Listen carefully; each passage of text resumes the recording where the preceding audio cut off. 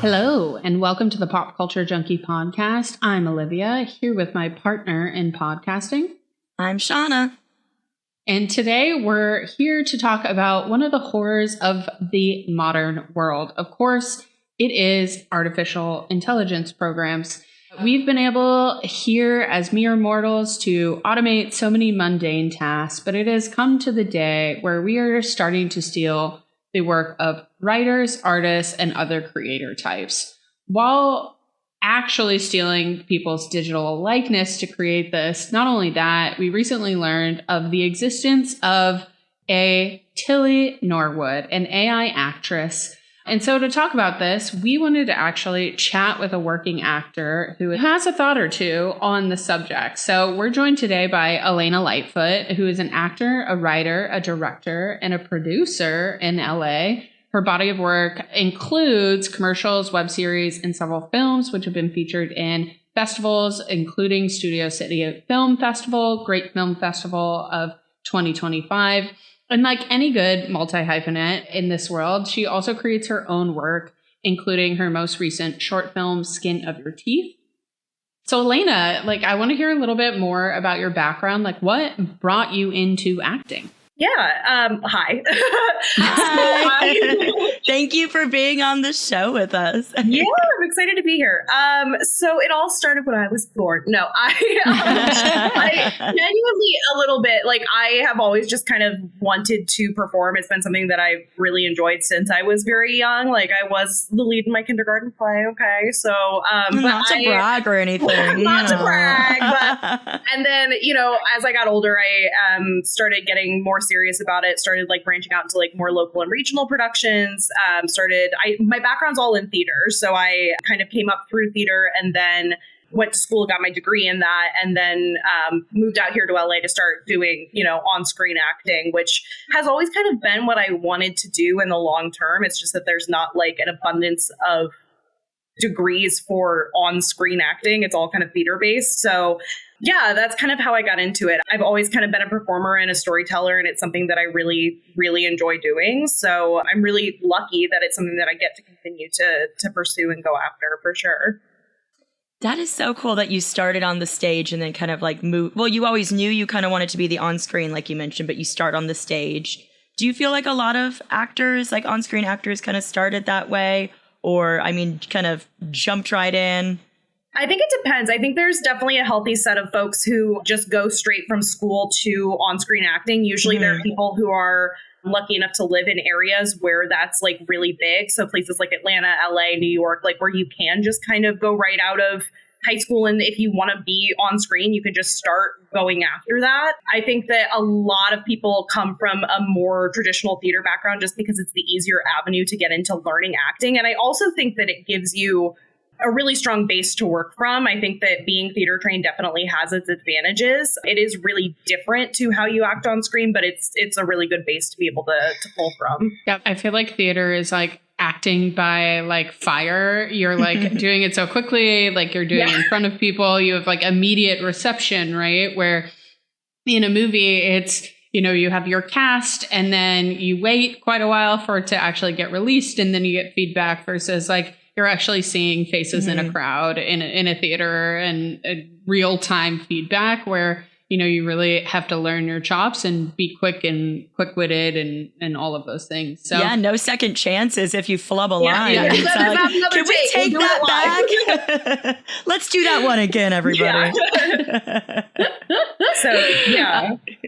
That's amazing. And I was looking and I saw that you did improv training at Upright Citizens Brigade. So what was that like? So I'm actually still actively training there right now, but it's something that I really enjoyed. A mentor recommended it to me because a lot of my background is in comedy and I just don't have any improv training prior to UCB. So she was kind of talking to me and she was like, I think that would be the right next step for you is to start getting that improv training. And I wasn't sure if I would like it because I'm very much something that I like about acting is that it's scripted and that I know what I'm supposed to say and when I'm supposed to say it. But it's been really nice and it's already come in really handy in commercial auditions and things like that. So it's been a lot of fun. And I also think it helps me a lot in conversations, because like it just in general being able to, it helps you stay more present, like listen more, like it definitely comes in all the areas of acting. It's just that it's, yeah, I don't know. It's been a new experience for sure. Yeah, that's really cool. I grew up in Chicago, so like Second City kid would go there all the time. And yeah, very, very familiar. And it's so interesting and such a special talent to have that, you know, physical comedy and quick wit and timing. And to play off of another person. It's like,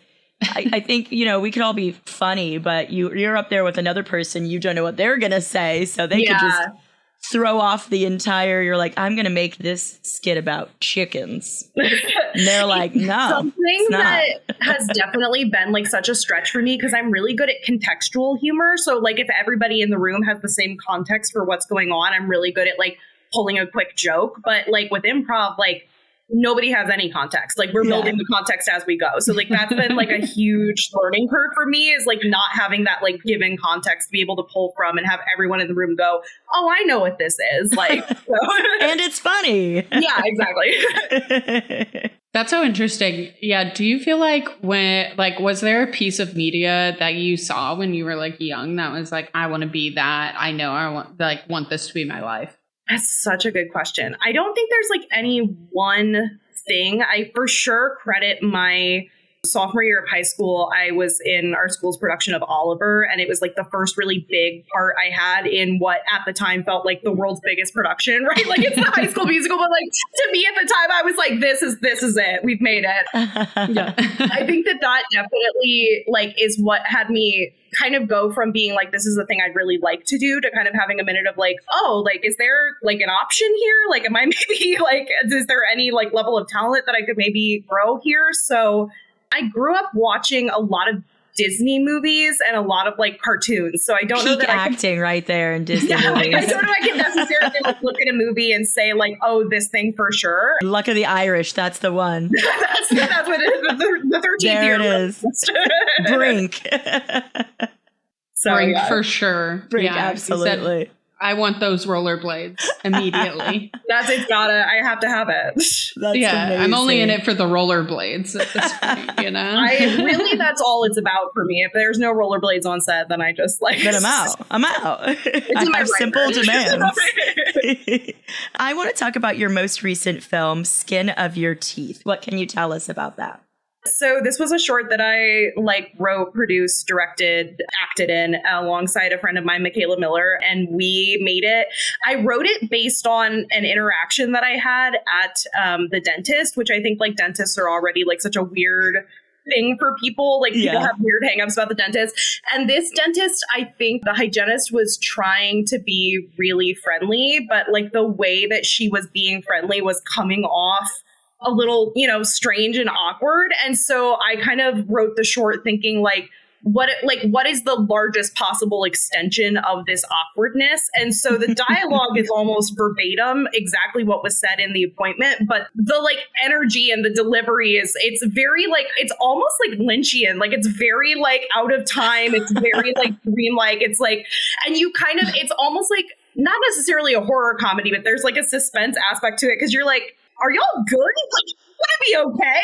So I played the hygienist in it. And then my friend Michaela came on and acted with me, and she plays essentially the me character in the short. So we wrapped that this spring, and then I was doing post on it for a couple months. And now it's at the point where I'm starting to submit it to film festivals and all of that good stuff. So I'm hoping that it'll be showing somewhere sometime soon. Yeah, that's awesome. That's so exciting. Once it starts being public and, can be seen, we'll definitely have to give that a view. That sounds awesome. Yeah, for sure. I do think that The Dentist is a very real life horror as well. Yeah. Where you're oh my God, you're in my teeth. You're in my mouth. What are we doing? And then the person's weird. You're you have my life in the palm of your hand right now. How do we ultimately do that? So having a stranger in your mouth is very vulnerable. Ain't that the truth? It feels more vulnerable than the gynecologist. I don't know why. At least there I can talk to you.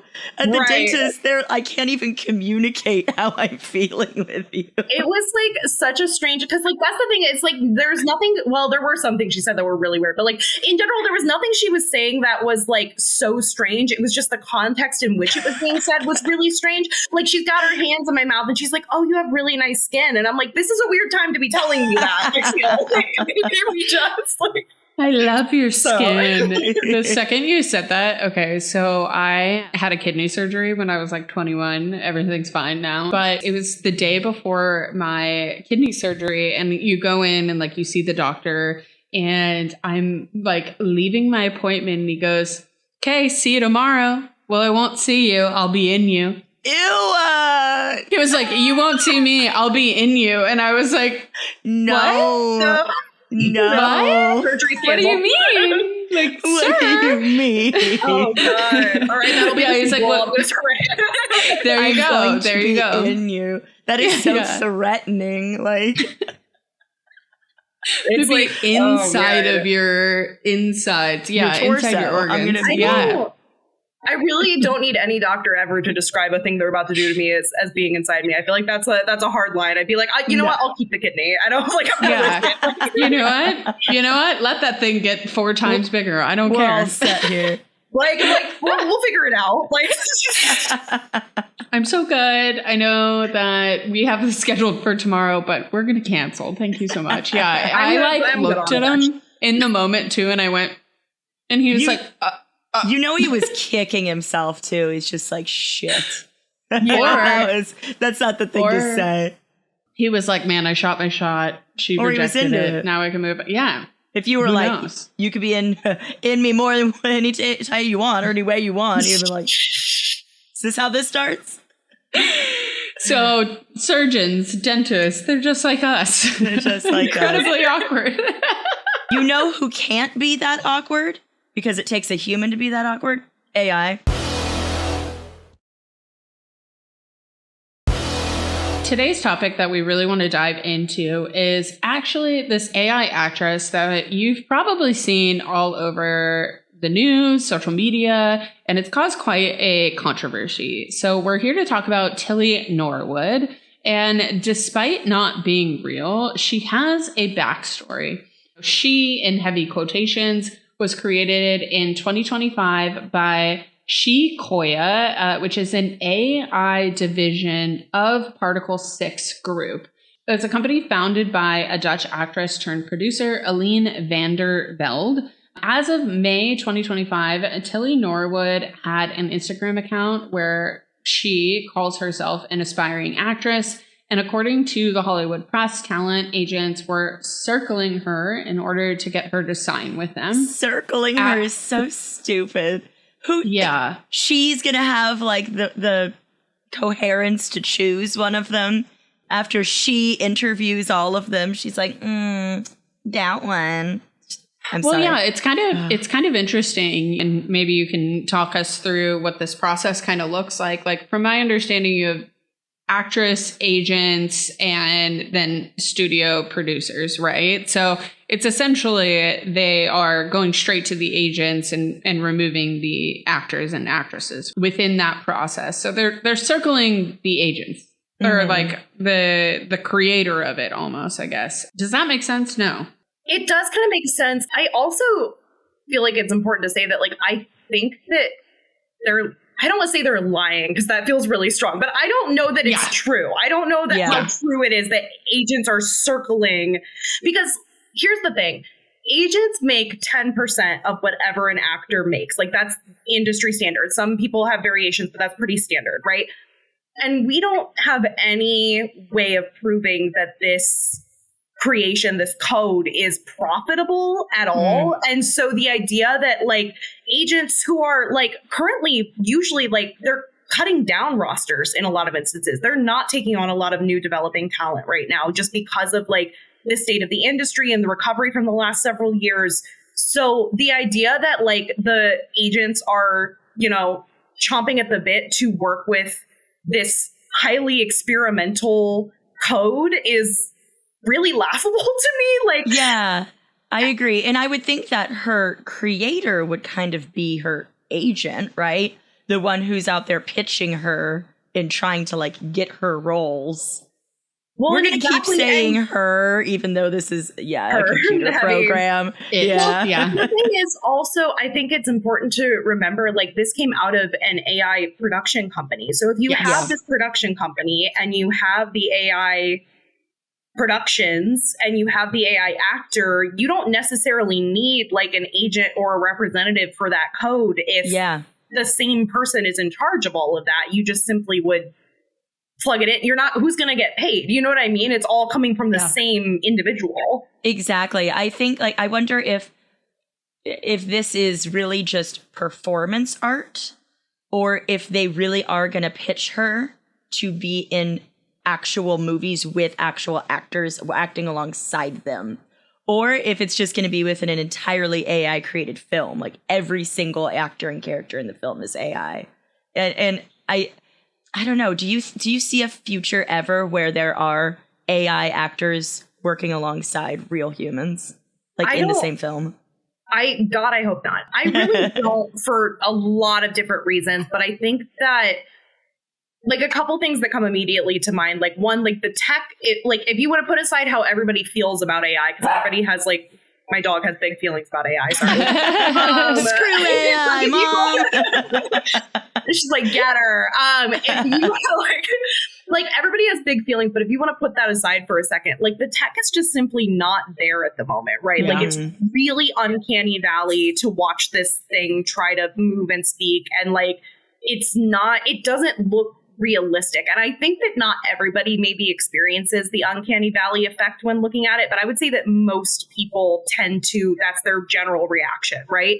So that's A. And then B, like, so much of acting is reacting to what's going on around you and what your scene partner is giving you. And a code can't react. It has its code, right? And sometimes you plan things going into a scene. You do your work. You understand your character. You think you know how the scene's generally going to go. You have an understanding of the blocking and the camera movement. But at the end of the day, when that camera rolls and you're in that creative process, you're doing something and it just becomes like you and the people you're in the scene with. And it's very much about, like, I hate to use the word synergy unironically, but like the synergy between you and like the people that you're acting opposite of. And so the idea that an AI would be able to receive that input in real time and react to it in a way that's meaningful and not just a way that was like pre-programmed is like, I don't ever see it working. Like, put aside the fact that I hope it never comes to pass. Like, I don't know how it would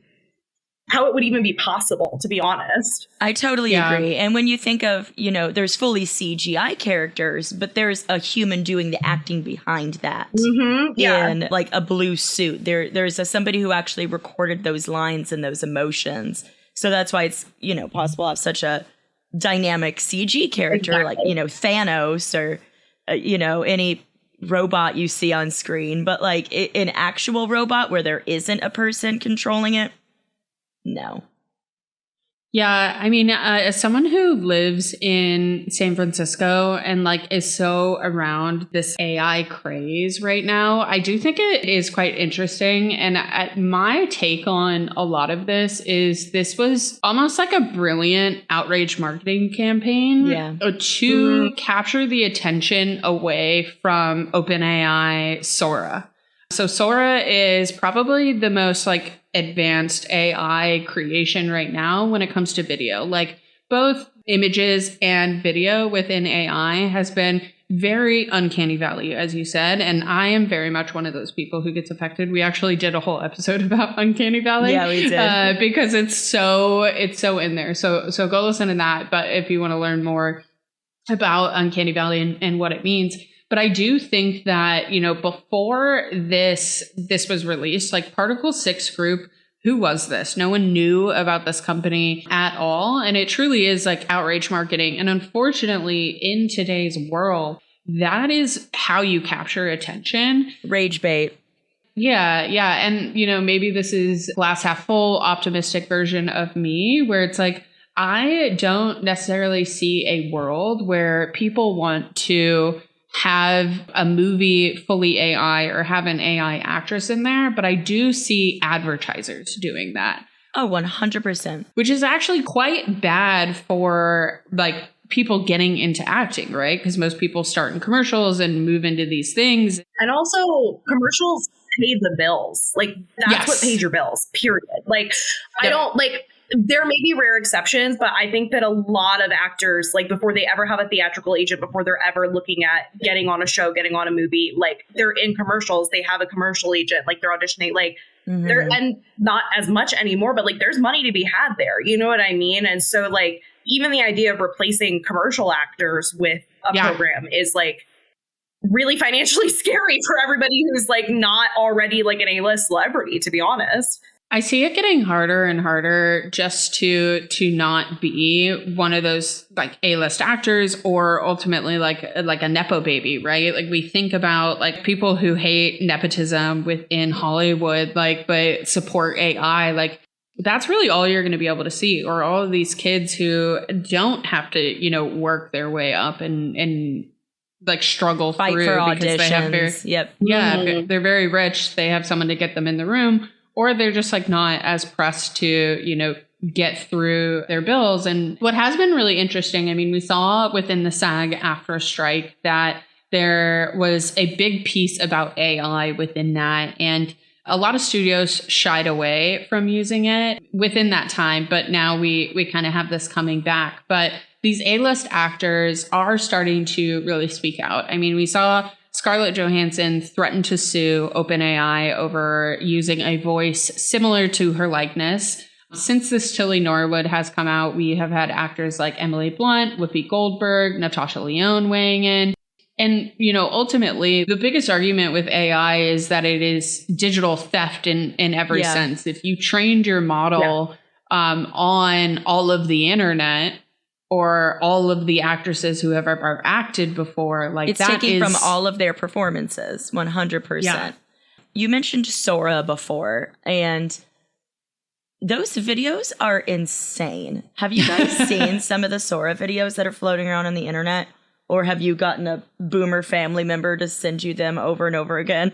So I have not, but I think it's interesting that that's like coming up in the conversation because just today, like SAG-AFTRA had to release a statement because Bryan Cranston's likeness was being used without his knowledge or consent in Sora videos. And like now that's becoming a huge issue. So like, yeah, it's one of those things where, and I think that especially like this Tilly character code, whatever you want to call her. I refuse to use the word actress. I really there you go. Yeah, code is good. I think that there's an added danger that's not just like, oh God, like will she like replace actors? Because the answer is no. That's A. And B, like I agree with you, Olivia, to some extent. I think it has been just really good PR moves all over the board. But I think this is why I was really disappointed to see it in the trades to begin with. And this is why I think this type of creation is dangerous, whether it's satire or it's performance art or it's whatever, is I know like for myself coming up and growing as an actor when I was younger, and I see this a lot now with a lot of younger actresses, especially, there is this sense of if you say no, if you set a boundary, if you say, no, I'm not comfortable with that, there's 30 girls behind you that'll take your place happily and they'll do the thing that you don't want to do. And that's why like the union is so important, but not every actor can be union right away. Like I would love to be union. I'm not at that level in my career where I can be in the union because if you join union too soon and you're not at that level, you're not building your body of work to a point where it's going to make sense for you to be in the union. And so while you're still growing and getting to a point while you can be in the union, you don't have those protections. And so it really worries me when I see things like this pop up. I mean, even on her Instagram page, there are videos like advertising the fact that she can't say no and that's a plus, it's right? And so it's like creepy. And she looks very young. Yeah, no, it's deeply disturbing. And it really upsets me that it's even in the conversation in the trades, because now in the back of your head, you not only have, okay, there might be 30 girls behind me who will take my place. Like, even if this AI isn't being actively used, just having it in the conversation creates the danger in people's minds of, are they going to just get a program to come in and do this if I won't, you know? And I think that that's really sad. And I think it's really scary. I think that so many young actresses especially are already so vulnerable. And like, I've been really fortunate. Like, I've had nothing but good experiences on every set I've been on, but like, I have a lot of friends in the industry, and that's not universal, right? So I think that whether or not she's a PR stunt or performance art or whatever, like there's real, I think, danger to trying to legitimize it or talk about it as if it's a real possibility, because like it really can create additional vulnerability for like an already extremely vulnerable group within the industry. That is such a good point. Some of them are so realistic that, I mean, if I just looked at her right now and I didn't know, and some of these pictures, I would think that she was a real person, 100%. And it creates so many opportunities to make dangerous content and make dangerous content that would otherwise be illegal or exploitative. But it's blurring that line, right? Because it's not a person, but it is still depicting like a young, and borderline underage girl here. Have all been combined to create this girl. I mean, I saw an actress post and she said, this thing freaks me out more than any other content on AI I've seen because it has my face. Yep. And I looked at her profile and she was right. She was 100% dead on. I mean, if you paid me to guess which actresses were like trained to make this code, like I would absolutely peg her as one of them. And so it's like there are real people's faces who are making this face, who are making these performances that it's being trained on. And I mean, and that's just another argument right there for why it's so silly to have AI, because it's like, okay, so cast any one of the like however many dozens of these young actresses that you modeled her on. Like, honestly.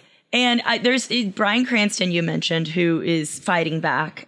I also heard today that the MLK estate is fighting back because people were making MLK videos of him saying terrible things. Oh, God. And I saw a couple floating around with a lot of like deceased celebrities. And then not as serious as putting words in MLK's mouth, obviously, but people were making entire South Park episodes that looked just, because that's not a human being, it's a cartoon. Right. But it looked exactly like a real life South Park episode. Well, and I know like Robin Williams' daughter like had to come out and make a statement and basically say like, please stop sending me AI videos of my deceased father. Yeah, and like, why the hell would I want to see that? It's so horrifying to me. Like it's so horrifying to me. And I know like the main argument I hear from people who choose to use AI to create art is that it makes like making art somehow more accessible to them. And I don't think that, so I'm a huge advocate for accessibility. And I think that if you need more accessibility in an artistic space, then that should be the cause you're taking up. And I think that it's lazy to invoke in like accessibility's name in order to justify using something that's causing so much damage, like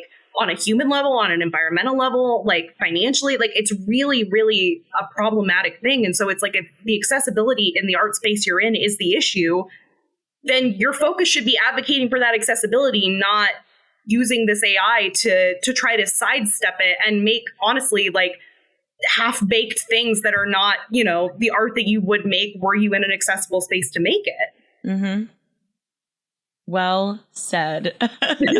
Let's go ahead and take a quick break and then kind of talk about where we see the future going with AI and if there's ever any good uses for it and what we hope comes from the film industry. So AI is something that has taken over the business world. Now it's trying to step its measly paws into the creative world. I mean, I guess, do we see like any use of AI or ethical use of AI within, you know, society and culture? I think that I have such complex feelings about this. Like, I can only say what my personal opinion on this is at this point, right? Like, because it's AI on a broader scale. I think as it exists right now, there's no ethical way to use it because the amount of environmental damage that it's causing, and especially like disproportionately the way it's infecting the environment in like Black and brown communities, is so unbelievable, like on a scale of compared to everything else that causes environmental damage. Like the disparity is huge. And so I think that as it exists right now, there's not really an ethical way to use it. And I know that lots of people do use it and get use from it. But I repeatedly question like the use of things like ChatGPT or OpenAI for like, because it is a generative program, it is programmed to never say, I don't know. Right? Like it'll just start making things up. And so I get to a point where I'm like, if you have to go back and fact check everything it told you anyway. Yeah. Where's the shortcut? Like what time did we save? So I think that like, are there uses for it? Like, are there ways that it could be used as a tool to shorten like the menial tasks that humans don't want to do, for sure, but like not the way that it exists currently. Like it's just, there's too much, for me at least, like there's too much environmentally at stake and like at stake on a human level to justify using it for things. I do think a lot of companies use it. My company uses ChatGPT for certain tasks. And it's so obvious when you see it in other brands now because they just have those markers like an M dash in every sentence. I'm an M dash lover, so my heart has been broken for the last I don't know how many months because I have to keep rewriting my freaking emails to not include M dashes because I'm like, they're gonna think this was ChatGPT. Like, yes, I hate that. There's like a particular cadence that it always writes in. Like, it's not just a podcast; it's a revolution. It's not just friendship. It's a sisterhood. And then like little emojis. And it's so obvious when brands do it that when I see it now, I like remove my like. I'm like, this is lazy. This is so lazy. And I'll find myself scrolling sometimes and see a video of random things. Like I saw a video of a raccoon stealing candy that was supposedly caught on a Ring camera from a trick or treat candy thing. AI. And it's like, just why? Like why? Why was that necessary? Raccoons doing cute shit. We don't need to destroy the planet to make a big one. Like literally, there's real raccoons out there, you guys. There are real, actual raccoons. Raccoons. Go outside in the forest. Go touch grass. Touch grass. Yeah. Yeah, it's so, like, I would say, like, that's the other thing that annoys me about the way it exists in its current state is I would say, like, 90% of the things people tell me they use it for, I'm like, did your brain just simply stop functioning? Like, I don't know what else to say. Like, I'm like, did you just simply lose the ability to, like, hold a conversation, write an email, Google something? Like, it just, like, blows my mind. Yeah, I think my feelings on the situation are very similar to social media, right? Like, I think if we allow like a select few of companies to manage how we move through the world, manage the environmental impacts, manage what those policies are to protect people, I do think that it is quite scary to give that power to people like a Zuckerberg, a Jeff Bezos, like of the world, like an Elon Musk. Like if you give that power to a select few and ones whose only morals are shareholder value and making more money, we are absolutely screwed, even more so than we already are. However, I think from an engineering and like a technical perspective, there is a level of machine learning that is incredibly valuable. I don't know if it is within creative, right? I think that AI being unchecked to steal work is incredibly problematic, but I think the ability for these programs to think dynamically in a way that was previously unlocked is a feat of the world. But in order to do it correctly, like we need these safeguards ultimately within it. And I think that it is quite scary if we move forward so quickly without any safeguards. And I think we see the impact of that within social media and what that has done to the youth. That is such a good point, Liv, too, about like the power being in just the hands of the few. And all of these men that you mentioned are absolutely like beholden to Donald Trump too.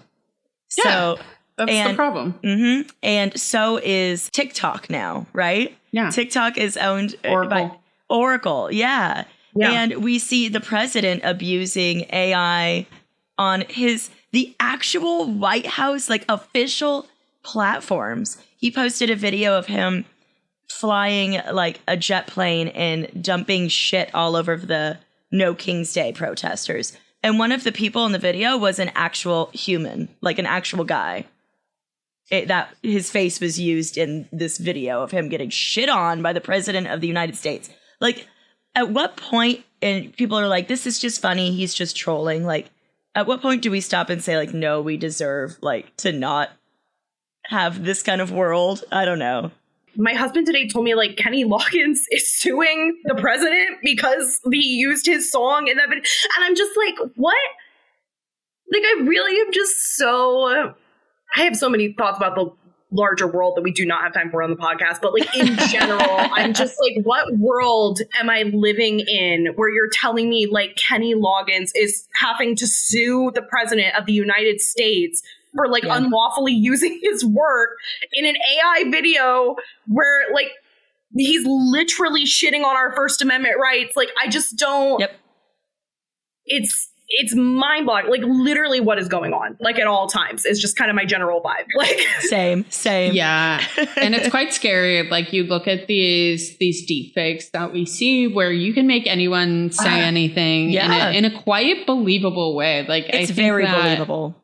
Like, but you look at, I mean, a lot of AI in order to do things convincingly needs quite a bit of context and provided things. And within that, and I mean, you look at like celebrities, there is so much like recorded media of these people where you looked at like the deep fakes of Taylor Swift. And, you know, I am quite surprised that she didn't really lead that charge whenever a lot of this first started on the deep fake sites. Because, you know, there were disgusting things happening. Oh, there's deepfake pornography of a lot of female celebrities. I'm sure male celebrities too, but yeah. I know that she did have, there was some case that she had, and it's been so long now that I don't remember the specifics, but I know that she did have something where she specifically helped advocate for a law around like deep fakes as they pertain to pornography, because there was so much of her specifically going around.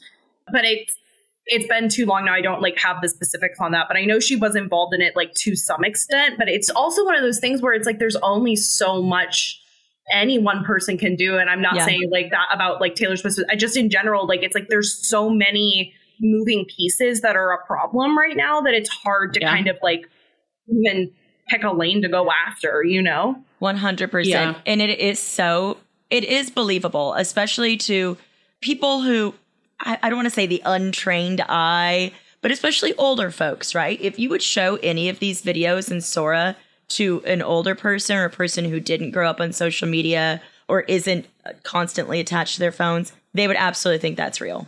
They would absolutely think that what they're seeing, if you show you can make a video of your political opponent doing something disgusting or saying something disgusting, and then show it, they will absolutely 100% believe it, right? Well, and it scares me because we already see so much algorithmic manipulation of people's thoughts and opinions on things because of just the way that algorithms feed them, you know, certain news articles or whatever about these things, that it's the idea that there could now be deepfakes AI, like infinitely more so like proof, for lack of a better word, for them to look at and base opinions off of is really, really scary.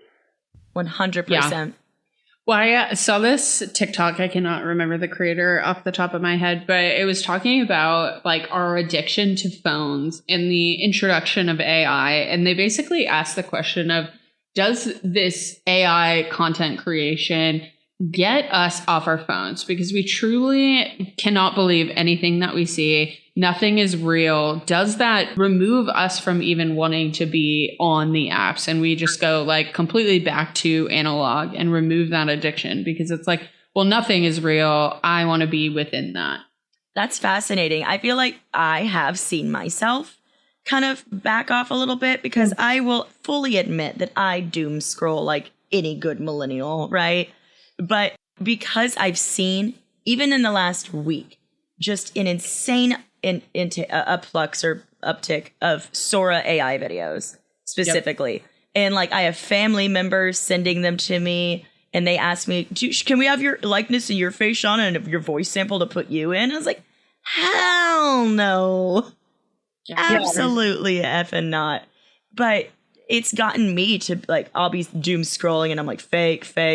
And I'm like, screw this. I just got Pinterest back because they made a setting now where you can turn off all AI content on Pinterest. And I used to be on there constantly. I mean, like, I make the joke a lot that like the internet raised me, but like Pinterest especially, like I love Pinterest. Pinterest is so underrated. I was like having to live on my own for the first time, and I was like, what is any of this? You know what I mean? Like, it was such a good resource for me, and it's been so unusable for the last like however many months because of the AI stuff. But also, I thought what was interesting was just the post about the fact that Pinterest had made this setting where you could turn off the AI settings on Pinterest had like hundreds and hundreds and hundreds of thousands of people saying like, I wish this was an option everywhere. And so like, I'm wondering how far away we are from companies starting to get the hint that it's not profitable to keep running at AI from a content creation standpoint, because nobody wants that. Like, nobody wants that.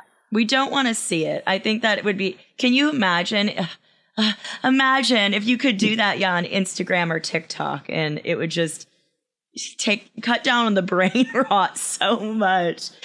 Well, it is. Yeah. I mean, I feel like we've talked about dead internet theory, but before AI was really even introduced, 30% of the internet is already bots. So then you add in not just commenters, who are, feeding into that. Now you have bots creating content and moving into that. Like those numbers will quite dramatically grow.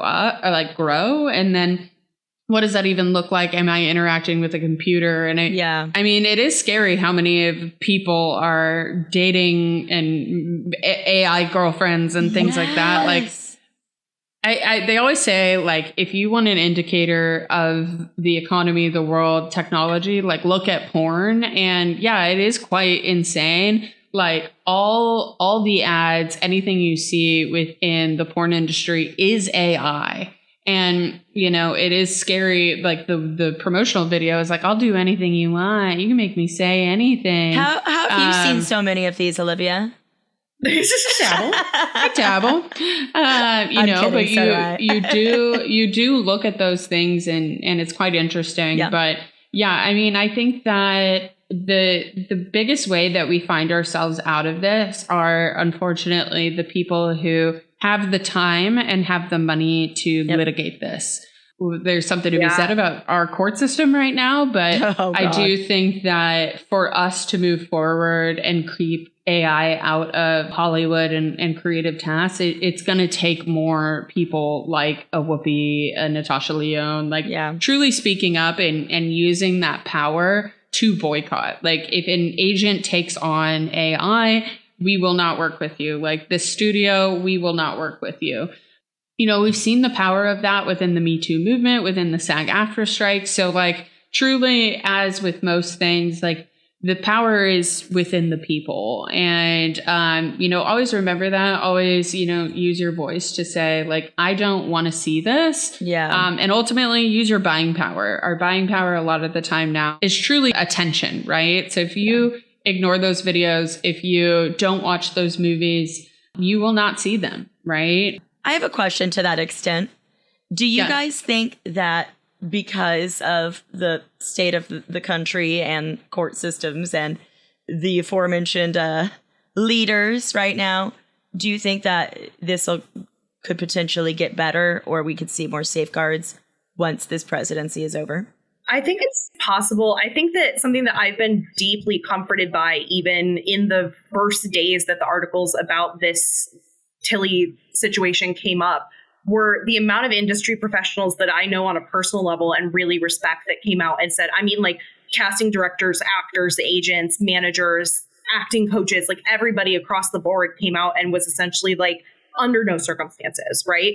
But I also think that a lot of creatives whose work I really respect have come out and said, like, I feel like AI is inevitable and we have to get on board and we have to learn to work with it. And I think that the issue with, again, legitimizing it through talking about it like it's already here and it's already inevitable is that then people feel like that, right? They feel like it's inevitable. They feel like they have to get on board when that's they can't fight back. Yeah, it's not the case. You can fight back. You can, like you said, vote with your dollar. And I do think that the more that people do that, the stronger the incentive is going to be from a bottom line perspective for these companies to get it together. And hopefully that would then lead to, you know, a situation that would facilitate like changes on a legal level. And I think that it's the most important thing people can do is to not accept it as an inevitability.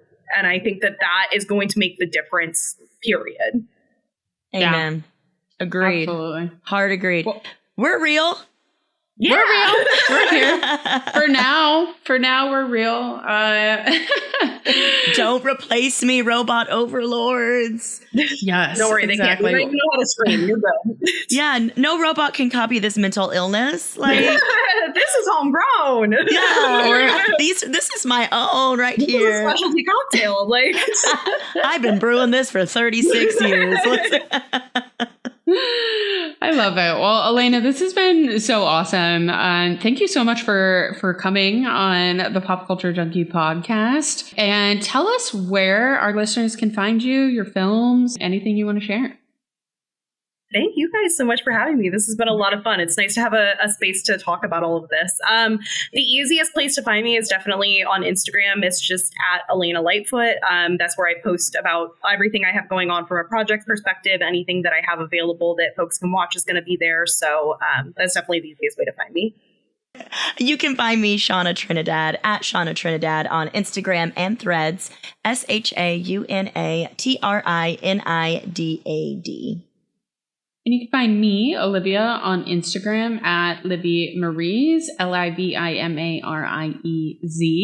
And of course, you can find the Pop Culture Junkie podcast on our website, popculturejunkie.com. From there, you can find our podcast on all platforms, as well as our social media links, blog posts, and more. Contact us, join the Pop Culture Junkie support group on Facebook. And as always, follow, subscribe, rate, and review the show.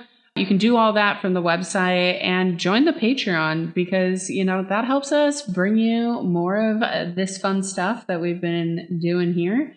And you can find us at patreon.com/popculturejunkiepodcast. And again, thank you so much, Alaina. We would love to have you back soon for another, hopefully more fun topic. I was going to say, let's talk about something more fun next time. Yes, for sure. Not the demise of our democracy and economy. I feel like it always comes back to that, though. Honestly. Yeah. We'll take a brief detour from the horrors. It's fine. Yes. We're escaping the horrors. I love it. And come back next week for another hit of pop culture. The Pop Culture Junkie podcast is produced by Jeff Markin and Cheryl Lightfoot for the Pop Culture Entertainment Network. So entertain